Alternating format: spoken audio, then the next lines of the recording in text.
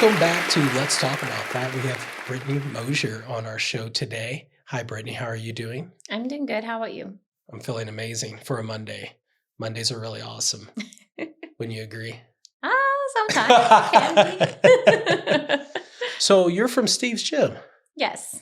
So let's talk about that. So what do you do at Steve's Gym?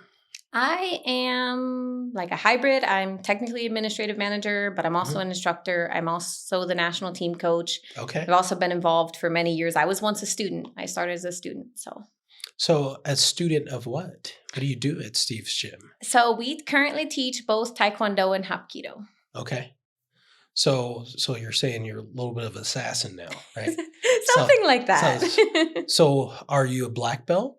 Yes, I'm a 4th degree master instructor in both arts. Oh, nice. So what are your students? What is the dynamic of that? What does that look like? Well, our students, basically, as soon as you walk in the door, you can be a student of ours. Okay. You start as a white belt. You get that one.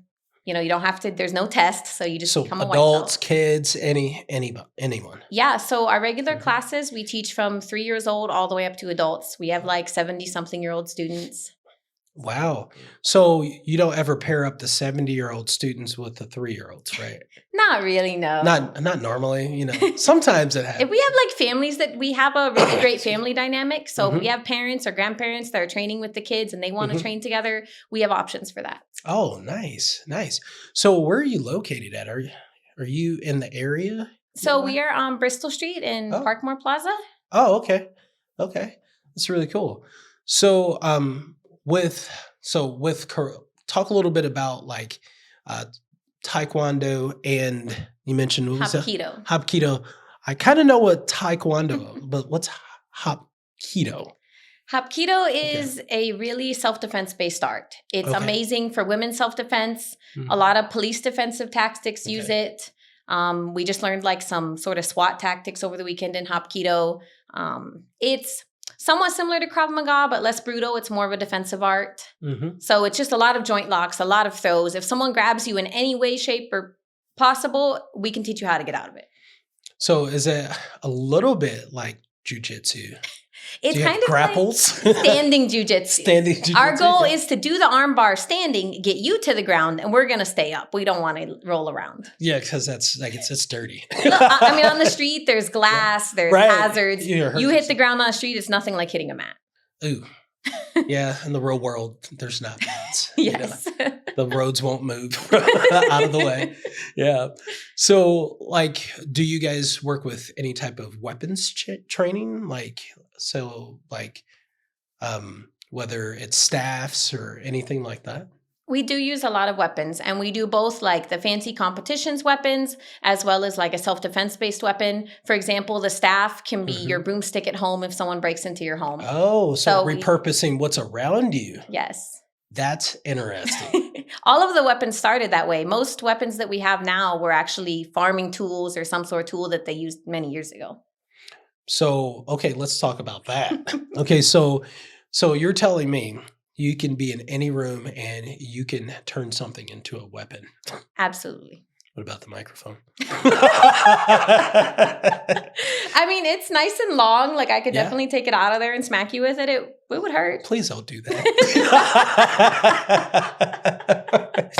Oh, shit. So what else do you guys do outside of, do you focus, because I know martial arts, it's beyond just fighting. Talk about a little bit about like maybe the discipline. Of you course. Guys have, talk about that. Martial arts are amazing for discipline, confidence, self-esteem. I mean, perseverance. Just so many life values are taught through martial arts. The person I was when I started and the person I became through getting my black belt wasn't comparable. Like the confidence that I gained, the kind of like inner self-esteem that I gained, the discipline that I gained, the perseverance to push through the challenges. It's not always easy. It's not just for fun. So all of those values are, I mean, they're really what we have to offer. The actual martial art techniques are amazing. Learning to defend yourself is amazing, but learning the values is life-changing. So is there any other type of like conditioning that you guys do outside of just technique? Like physical Yeah, conditioning? physical conditioning I in mean, some spaces, right? Of course, not like the 3-year-olds. Give me 45 push-ups right now. we do a lot of Yeah. push-ups. We definitely have a lot of conditioning drills, especially when they're competing. Mhm. They're conditioning their physical endurance needs to be really high. Their speed, their explosiveness needs to be high. I actually trained at the Olympic Training Center once for karate. I was competing elite on a team, so I learned a lot of their techniques that I bring home. And of course, we have a full weight gym in the basement. Not a lot of people Oh. know that, but we have all that at our exposure. So Yeah, so you have all the equipment. yes. It's not just mats. There's lots of equipment. Keep that in mind. So outside of that, is there like any special type of diets when you get into like competing? When you're competing, we have recommendations. It depends on if you really need to make a weight class. When you have to make a weight class, you need to watch what you eat, obviously. So that was like my least favorite part of competing. Well, you can just load up on carbs, right? Like just carb load. Oh, not pasta. if you have to cut weight. Oh, you'll burn it off, or they'll knock it off you. Either way, Oh, something like that. Yeah. So did you said you competed in an Olympic event? I did not compete in Olympics, but I was on the national karate team for a year. And so that's when I had team trials at the Olympic Training Center, and they let us stay for a couple of days. We kind of lived there, went through a lot of training, did a lot of things like that. So what's the life like that look like when you're there training? And it's just all about it. They have the foods, they have nice little, flyers that tell you what you should eat, how long you should eat it after training, exactly what hours you should train of the day, and how long you should wait between this and that. It's really complex at that level. So, do you feel like there's a lot of stress involved in that during that training process? Like when training, especially if you're trying to make the Olympics, right? Yeah. Like what's like usually in the mind of someone really training for the Olympics? I know they're hyper focused, but what is like the mental? It's kind of like eat, sleep, and breathe it. You really? Wake up, you need to be stretching, you need to be getting ready for training, you need to eat healthy so that you have energy for training, you need to stay hydrated. You need to have your body ready to go through intense training because it's intense. Like our team that we're training for nationals, we have a team that's competing at nationals next week. Oh, wow. Yeah, so they all went to state. They won a ton of medals at Indiana State, won a ton of medals at Michigan State. They qualified for national competition. You might have seen us in the newspaper for that. Mm-hmm. We're going there next week, so it's finally here. And they have been training hard for that. And they're exhausted some days. You can tell when the kids walk in and they're just like, I can't do it. Yeah, they're like, I have nothing left. Yes. So they've been pushing hard. Yes. So it's a lot of pressure. Well, a little pressure, just a little, right? Especially on the national level. Yes. Right? So on the show, we talk a lot to businesses. Let's kind of go into that area, just on the business aspect of it. So when you're looking at as a gym, what is your typical inbound? How do people hear about you? Like, how do they usually hear about Steve's Gym? It's been open for over 50 years. Okay. So that has changed a lot.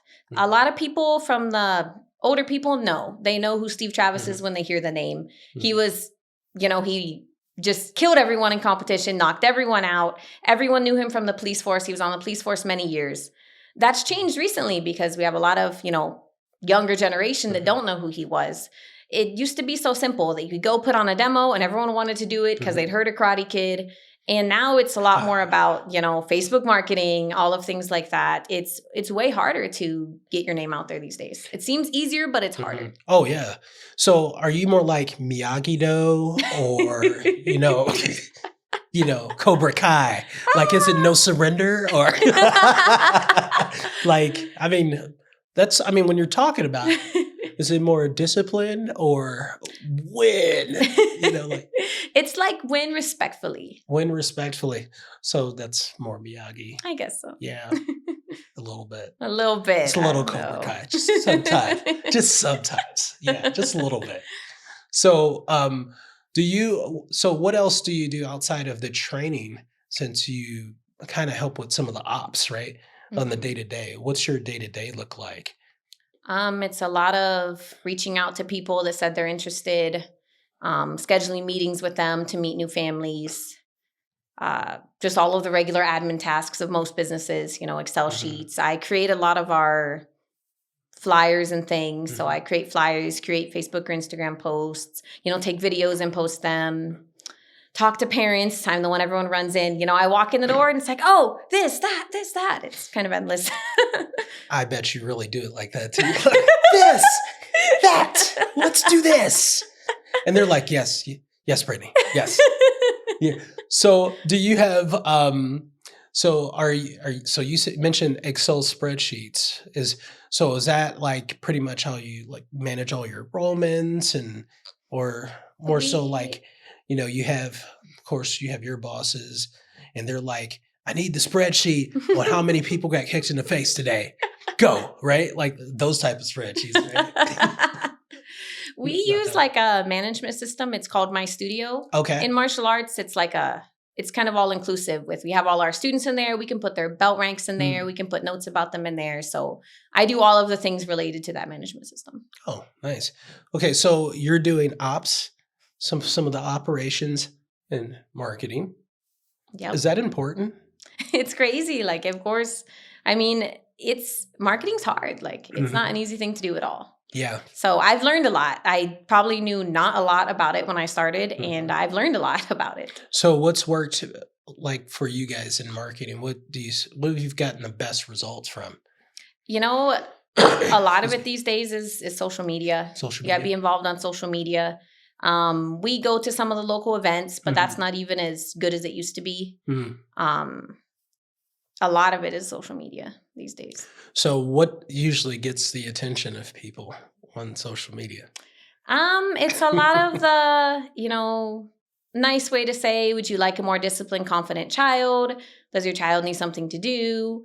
It's easier to get kids from the internet because the parents, they see it and they want those things for their child. So is that something you kind of focus on, is saying this is the best use of our service, is if your child is feeling this way or you personally want to be more confident, like basically, so it's more psychological then, would you say? Yeah, that's a lot of what we advertise. Like not a lot of people just want to go and do martial arts these days. They don't really understand it. And what really the change that you really see in the students, whether the adults or the kids, is that confidence, that discipline. I mean, we always see a difference. We have parents that have taken their kids off ADHD meds through our training. Really? It's really good for that. We have an instructor now who has auditory processing disorder. And he was told at, 6 or 7 that he would never be anything. You're going to live with the parents for the rest of your life. And he just graduated principal's honor roll, like scholarships to college. I mean, and his parents attribute a lot of that to his martial arts training. So you think that really helped with focus and discipline? And absolutely. So that was a big component of just taking those frustrations and kind of focusing on it on something else, right? Yeah, his parents were in the newspaper for a big article they wrote about all the differences that martial arts made. And we have success with kids with autism, ADHD, auditory processing disorder. A lot of those things people never, the doctors aren't going to tell you go to a martial arts studio. They're going to tell you take a medicine. And not that there's anything wrong with medicine, but martial arts can help too. And it can build really lifelong skills. So full warranty. This is not reversing ADHD. No. No, not saying that. But it's possible for some, right? It really helps. Yeah. It really helps them manage it. It's not like we're taking it away, but we can teach you how to focus. We can teach you discipline. We can, have you focus on training while there's some distracting thing going on the side. And those type of skills help them. So would you think that it would be beneficial, even if you're not a child, if it's something you're looking at, just trying to deal with maybe stress or something like that and looking for something to increase your discipline and, have a skill that's useful in the world? I mean, would you feel like that would be a good fit for, say, if it was an adult or something looking for?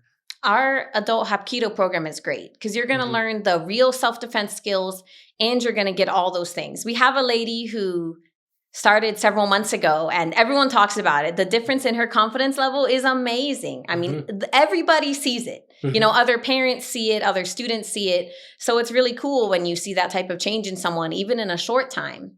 And of course, stress, I mean, just come and beat up a bag. Like it's kind of like one of those what are those rooms where you just go and smash Oh, things? the rage rooms? Yeah, well, skip the rage room and just beat up a bag. Okay, I thought you were going to say beat up someone else. No, just the bag. Skip the bag. Hit this. Yeah, do it. So do you have like any like teachers or anything like so for self-defense? Mm-hmm. Do you guys do any training for anything like that? I'm just saying, like, there's sometimes there's training for teachers to deal with situations. Mm-hmm. Because I mean, I'm not saying that you should put a child in a hold or something like that, but do you guys have any like for school training for teachers or administrative? We have that type of experience. We have Mhm. teachers that take our classes. We have correctional officers that take our Okay. classes. A lot of our instructors know the rules because we have a strong like law enforcement background in the Mhm. studio. So we know the rules of police defensive tactics. We know what you can and can't do, of course, to a child. And most of Hapkido is very passive anyways. Like, we defend ourselves and we do the minimal possible to handle the situation. So it's very easy to hold someone's arm behind their back, much Mhm. easier than punching them in the face, Right. and it's much safer. So And arm bars. Right. Mhm. Cross-face chicken wing. There are very simple things. How to get yourself Yeah. out of a wrist grab is so simple, but you'll never think of it if you were never taught. So what would you say the most effective move for you to know? Just really the ability to adapt, the Mhm. ability to awareness, honestly, awareness. Mhm. Situations can be avoided relatively easy most of the time. Mhm. So aside from the actual aspect of fighting and training, just awareness. There's times when you're walking down the street and you know that person following you, doesn't Oh, look very good. If you Mhm. don't have your face in your phone, you might notice that, Oh, there's a value point. Get out the phone. Watch what's around you in public. Yes, awareness. Well, do you feel like a lot of people are attacked because they are being watched and they notice that they're not paying attention Yes. or off balance? Attackers Yep. go for someone that they think is easy. Most Mhm. attackers don't attack the strongest person in the parking lot. Right. They're going to choose someone that they think that they can overcome easily and get out of there. Mhm. So don't be that person. Have your eyes up, walk with confidence. Walking with your shoulders slouched or walking with your chest high it's different, and those type of things matter. So that's interesting that you mentioned that, because I feel like those are the same characteristics you should have in a business. Yes. It's the same thing, right? It's true. Like, It applies. just really be aware of what's happening Mhm. at all time, especially in what you guys do. I mean, everyone's trained to kind of have those characteristics anyway. Mhm. So there's a lot of empowerment there Yes. to a certain degree. So you're able to kind of teach people to be confident.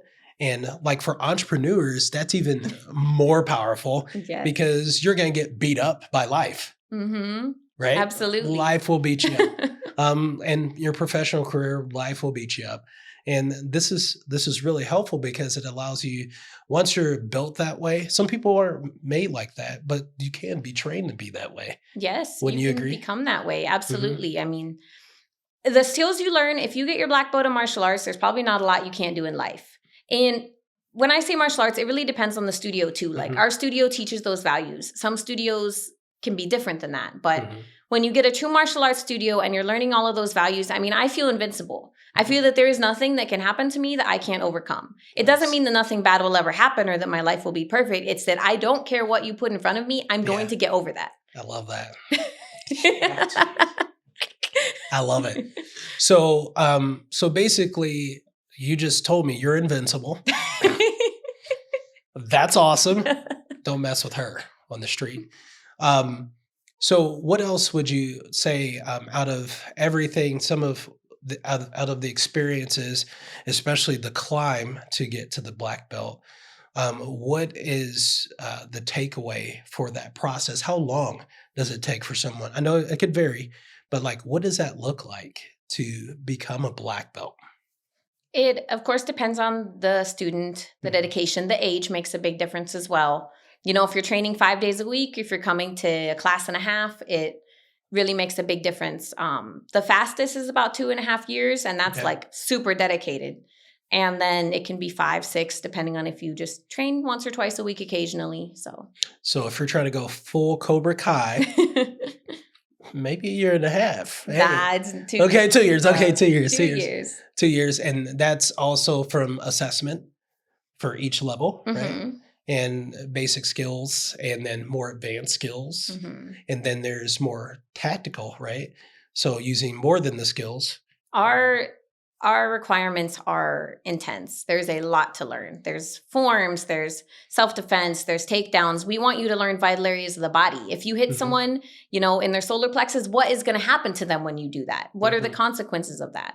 And so it's just very extensive. And of course, like you said, the confidence, Mhm. all of the discipline levels will hold students back. If their discipline level isn't up to Mhm. the belt they want, sorry, your techniques can be perfect. You're not Wow. going to test. So it's about control too. Yes. Just controlling yourself and knowing the reaction that you're looking at consequence in Mhm. every move that you take and why you're doing it. There's a big misconception Mhm. that martial arts makes kids violent. Mhm. It's the complete opposite. Mhm. Martial arts teaches them to control.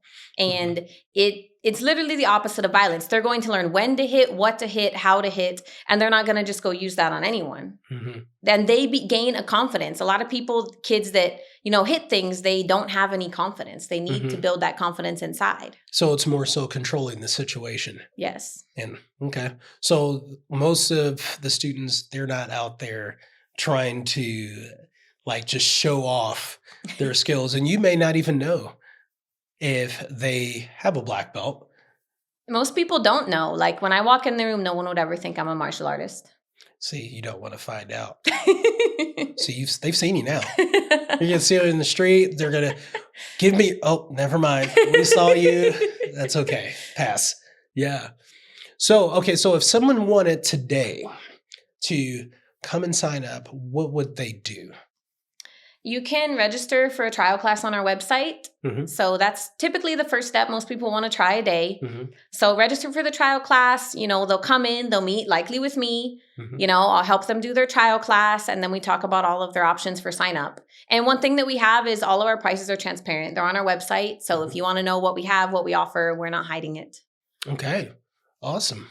Well, thank you so much for coming on the show today. I learned so much about how to protect myself by just be careful who you're talking to. You can learn more by coming to our studio.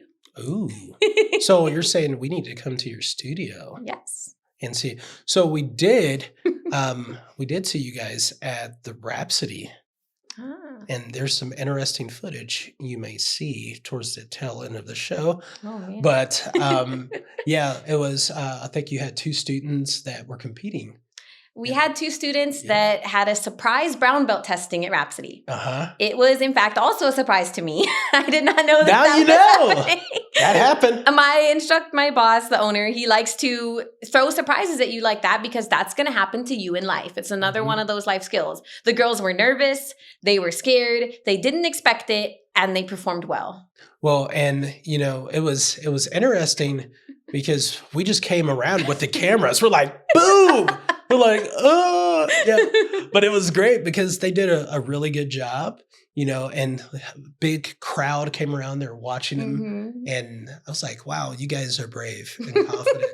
And I'm not going to get in the middle of one of those nunchucks because that would be bad. Very bad. Yeah. Well, thank you so much for coming on the show today. It was a pleasure meeting you. And I look forward to learning more about Steve's gym. Thank you. All right. We'll see you next show.